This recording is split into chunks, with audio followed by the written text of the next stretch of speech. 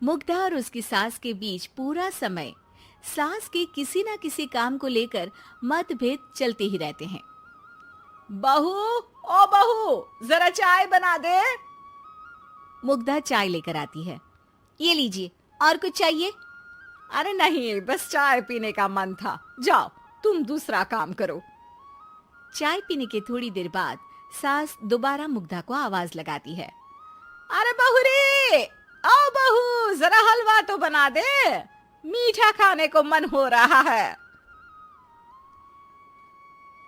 इसी तरह मुग्धा की सास पूरा समय कोई ना कोई काम बताकर उसे रसोई से बाहर तक निकलने नहीं देती। कभी चाय, कभी हलवा, कभी पानी तो कभी दूध, हर समय खाने को चाहिए और उसके लिए अपने हाथ पर बिल्कुल नहीं हिलाने। परेशान किया हुआ है इन्होंने। सास की जबरदस्ती परेशान करने की आदतों से दुखी मुग्धा एक शाम सचिन के साथ अपने कमरे में बैठी हुई बात कर रही होती है। सुनो जी, मम्मी जी की ये जानबूझकर मुझे परेशान करने की फरमाइशों से मैं बहुत फ्रस्ट्रेट हो चुकी हूँ। पूरे दिन में एक सेकंड का आराम नहीं मिलता। रसोई से बाहर कदम रखती नहीं कि बहू ये बना दे, बहुरी वो बना दे। अरे इनकी फरमाइशें चलती ही रहती है। अरे मुग्धा, माँ खाने की शौकीन है, पर उम्र हो चली है, खुद खाना नहीं बना सकती, इसलिए तुमसे बोलती है।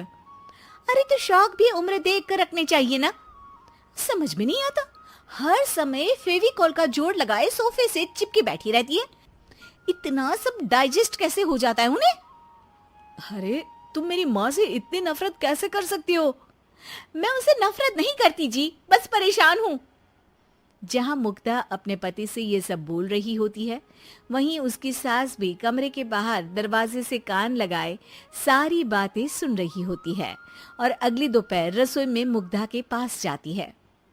बहू, आज ना मेरा कुछ मसालेदार खाने का मन है। तो चाय बना दो, मुझे बहुत पसंद है। अरे ना, ऐसा कर लिट्टी चोखा बना ले। और हाँ, जितना मसाला बातों में मिलाकर पति को सुनाती हो ना, सब्जी में भी वैसे ही डाला करो, खाना स्वादिष्ट बनेगा। सास की बात सुनकर मुग्धा हैरान रह जाती है।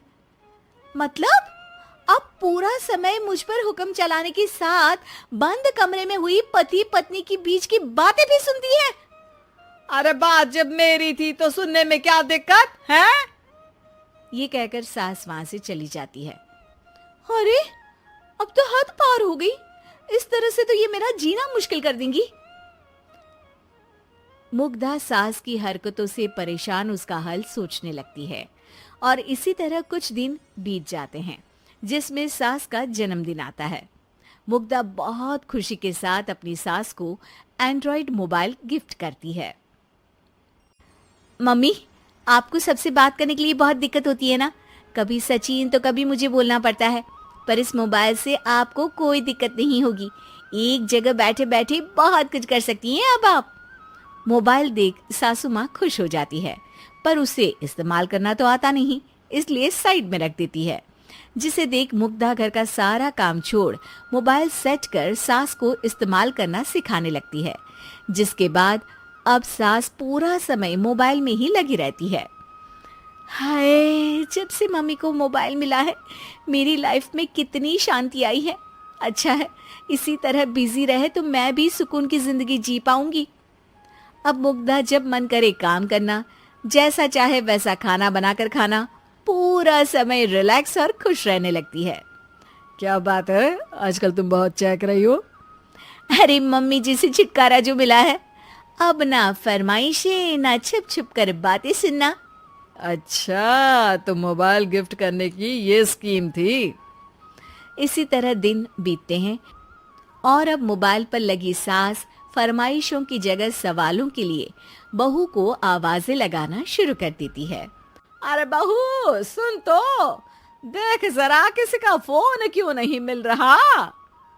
रिचार्ज खत्म हो गया है, पर अभी 4 दिन पहले ही तो मैंने किया था, इतनी जल्दी कैसे खत्म हो गया?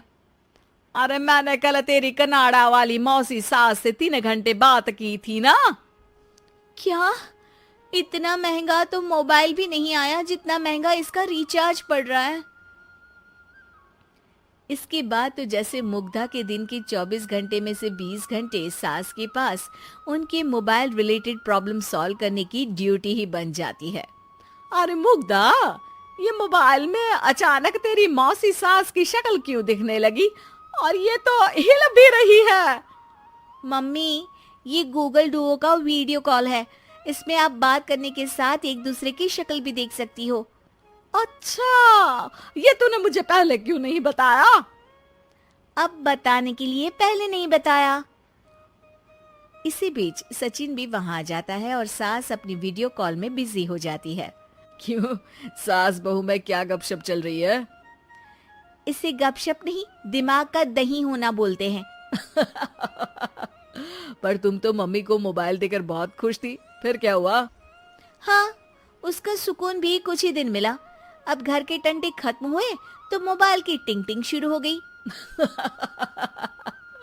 देखो भाई, कुछ पाने के लिए कुछ खोना तो पड़ता है। आखिर तुमने मोबाइल अपने फायदे के लिए ही तो दिया है, तो फिर सवालों के जवाब भी देने पड़ेंगे, क्योंकि जब तक उनके हाथ में ये फुंथरू रहेगा, तुम्हारी लाइफ में प्राइवेसी और सुकून रहेंगे। कहने का मतलब है अगर इससे प्यार बढ़े तो दाग अच्छे हैं। अरे मुझे पहले दिन से ही पता है मोबाइल किस मकसद से दिया गया है। भूलो मत, इससे पहले मैं बातें ही सुनती थी। सास की ये बात सुनकर मुग्धा शॉक में और सचिन हंसता रह जाता है।